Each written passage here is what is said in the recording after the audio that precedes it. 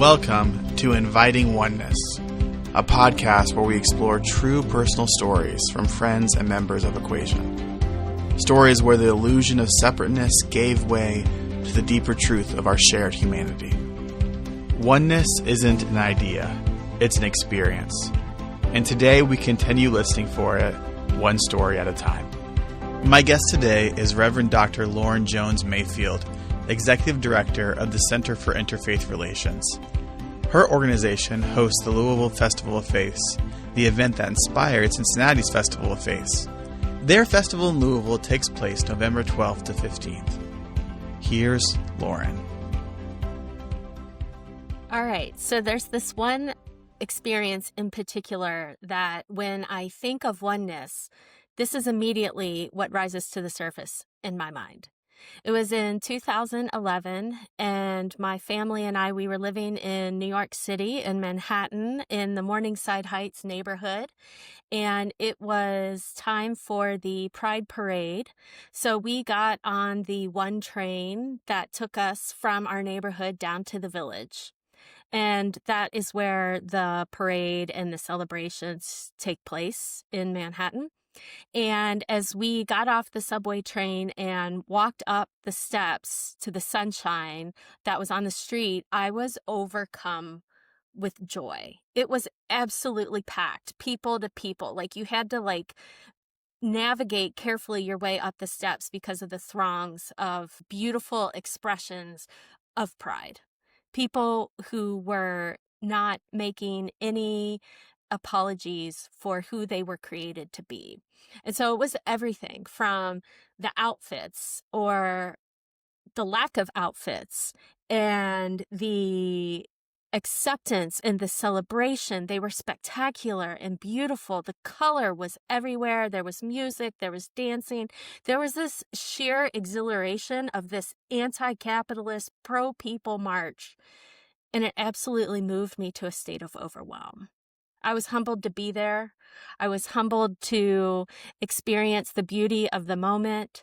As someone who has many people who identify as members of the LGBTQ community in my life, it was a wonderful moment of recognition, of seeing this community that is so near and dear and special to me in a new way of celebration.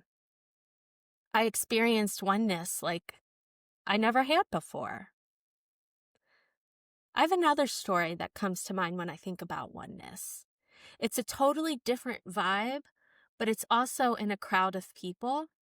And it's here in Louisville, Kentucky, where I live now in the year of 2020. And it took place in the aftermath of Breonna Taylor's murder.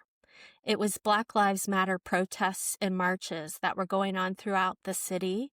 I attended several of them at some of the gatherings at what we called Injustice Square, which is the area that was downtown that housed the vigil, the protesters, some of the media. I spoke a couple times as someone who was a local pastor and a person of faith. And anytime I visited Injustice Square as a clergy person, wearing my clerical collar to show up as a representative of an organization that is larger than me, but that has also characteristically hurt people in organized ways. It was an effort to say that people of faith can and do support your quests for justice, and we join you in these quests for justice, not in spite of our faith, but because of them. And so as we walked through the streets of downtown Louisville and out into some of the surrounding suburbs, chanting, "No justice, no peace. No justice, no peace." As it ran the full gamut of emotions from anger, outrage, even, of course, lament and sadness and fury, as we were peacefully crying out in the face of militarized police and oppression from biased media, I encountered a oneness again. That we were gathered in a holy space. That our chants were liturgy of liberation. And so much of my approach to life, both as a minister and now as the director of an interfaith educational organization that is the Center for Interfaith Relations, it becomes for me about blurring the lines between what is sacred holiness and what is characteristically labeled as secular. I think it's one of the ways that we look at the opportunities to find meaning in our everyday lives, from the mundane to the extraordinary.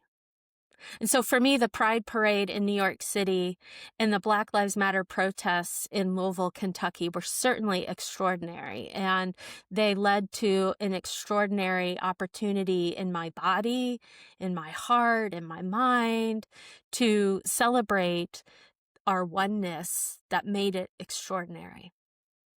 But I also think of the times that are mundane, like when my kids were little and life was about the dishes that all those sippy cups that piled up on the counter in my kitchen, or making sandwiches, or packing those sandwiches into lunch boxes morning after morning after morning for their journeys to school that day. I used to wonder and get lost in that mundane of what is the purpose? Where is the exhilaration? Is this all that there is? I would get really sad and want to know, like, surely there's more to this than this peanut butter and jelly sandwich. And what is it to find meaning in our everyday life and to experience our oneness in everyday life in ways that prepare us for the overwhelm and the extraordinary and the holy, but also for ways that remind us that we are one and we are together even in the mundane.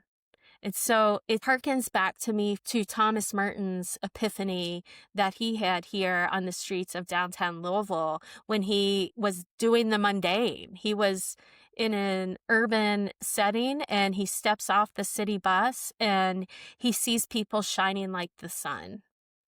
And so how do we attune ourselves to the holy so that when we're in the secular, those things can come together and we can experience our oneness?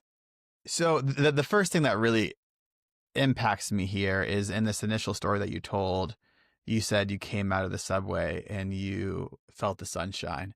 And I thought immediately to the Merton moment. And I just love so much that you connected these two moments together. Was that intentional on your part? No, rock on. I hadn't even made that connection. Okay. And as we're sitting here talking, the Merton experience came to me right now in this moment. So I hadn't even prepped that part. I had prepped walking up into the sunshine at the Pride Parade because it was so staggering from the darkness of the subway to the light of my own epiphany of how beautiful and transcendent that moment was. Yeah, totally. Well, I love that so much. I'm glad that tie-in naturally happened. One thing you said in that initial story was that the folks who were participating in the Pride Parade were not making apologies for who they were created to be. And that really struck me. I had a mentor and a professor who would talk about the gospel, capital G gospel. And he said that the gospel has to have two components in order for it to be the gospel. The first one is that it has to be inclusive. And the second thing is that it has to be transformative. And that if it fails to be one of those things, it no longer is the gospel. How does that hit you as you think about this moment that you experienced at the Pride Parade? I love that question because I'd love to talk about the gospel too. This is where I can really geek out on some good theology, and let's talk about what it means for the gospel to be gospel. And so inclusion and transformation, I am here for that. And for me, transformation includes liberation.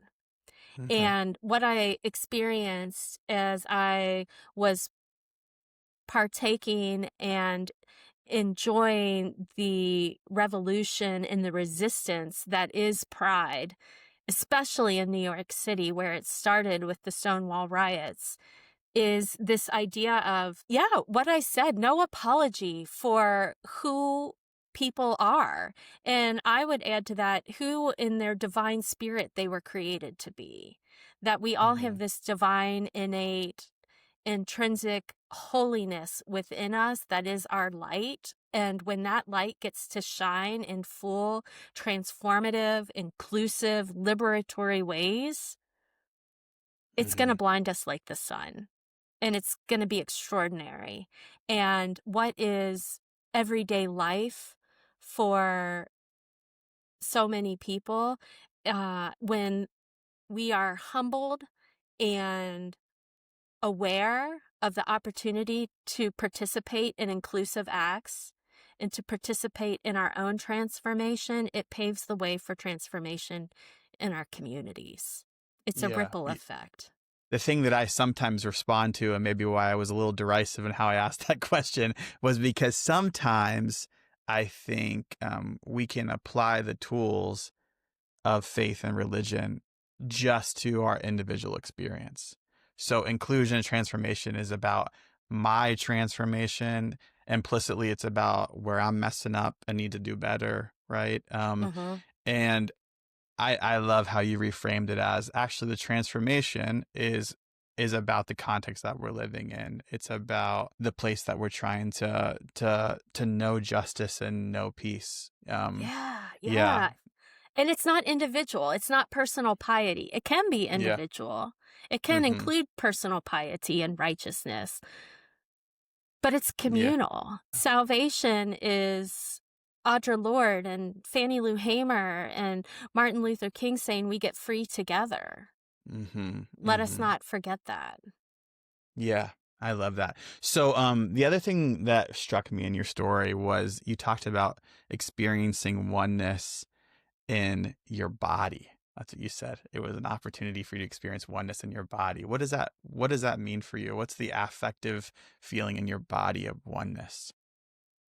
I love it that you picked up on that, because I'm intentional about using the word embodied in my daily vernacular, because I am someone who can get so lost in my head, in her thoughts. I can get captivated by my emotions in a way. I think my emotions are reality. They start to dictate my reality. And when I can remember that my thoughts and my emotions coalesce in my body, and that my body is sacred, that my body is what holds and emanates that divine light, I better position myself to join in the acts of communal transformation and inclusion for myself, right? As someone who has a lot of privilege, but also is a minority in other ways, without naming them all. I'm a woman, and rights are being taken away from so many people, not just women. And I could list the whole gamut of who is getting cast aside in our society and told that they don't belong anymore. Our bodies are how we show up in this world, and our bodies are how we relate to the incarnation, this idea that in Christianity, God took on human form in the likeness of humankind. And it is in this vein, in this power of embodiment, that I experience, and I think all of us experience, the holy. The last question I want to ask you before I get you to invite us to this festival thing you're doing in a couple of weeks is you mentioned the rights that are being stripped from a lot of different folks right now. And you also in your story talked about the importance of lament. How do you think about lament in a way that is propulsive, that moves us forward? Because I think right now, I'll say like confessionally, it may be easy for me to stay in the place of overwhelm in the negative way, of inaction, of just being overwhelmed by the state of the world in this moment. How do you think about the utility of lament in this moment? The utility of lament is the idea that first we're bearing witness. We are called to bear witness to our own pain, to the pain of a people, to the pain of all of the isms and demographics that are experiencing deep, deep pain right now. As we bear witness, we want to participate. We are propelled, that propulsion part of your question, into participating in communal salvation. into expanding the boundaries on us versus them, who's in, who's out, that when we are in full mode of lament, when we are in the full gospel orientation of inclusion and transformation, there's going to be ample opportunities to say and to turn our lament, to say that our lament is not just for the sake of sadness or for the sake of mourning and weeping, or in the Hebrew Bible, like putting on sackcloth. And it is out of that ash that new inspiration comes, and that we find our resolve and our determination to keep moving forward in these quests, in these demands for letting justice flow down like rivers. So tell me a little bit about this this event that you all are holding in Louisville. I think that it will be in about maybe a week and a half from the date of the release of this podcast. So give us the specifics and issue a robust invitation for anybody who's listening to this podcast. Yeah, rock on. Okay, so come to Louisville, Kentucky. Come to the Kentucky Center on November 12th through 15th. It is what the Center for Interfaith Relations hosts. It's our marquee event called the Festival of Faiths. And I know that you all in Cincinnati have your version, and there's some folks in San Antonio and Indianapolis who are doing Festival of Faiths. The Louisville Festival of Faiths this year is about sacred belonging. And I'm just going to geek out for a second and actually read for you how we are describing the festival this year. The 2025 Festival of Faiths, Sacred Belonging, will celebrate our interconnectedness. The interconnectedness of all people in the world we share. Together, we will explore ways to cultivate communities of care, foster solidarity through empathy, and resist cultural systems that sow discord. And so we are inviting people to hear the amazing, spectacular folks who are around the country and even around the world. We have international folks coming to the stage this year who are proponents of and supporting and preaching and touting the interdependence of belonging. And it is going to inspire us. It's going to provoke us. It's going to challenge us. And we are going to do it in an effort to discover a joy that even in the midst of our lament, not in spite of it, not ignoring it, but in tandem with it, we are going to have a joy that honors our differences as we seek this belonging. It's going to be a celebration of our oneness, one human family. Thanks for joining us on Inviting Oneness, where we share real stories of connection that dissolve the illusion of separation and reveal our common humanity. If this episode moved you and you'd like to get involved, visit us at EquaSion.org. Until next time, may we keep inviting oneness within ourselves and with one another.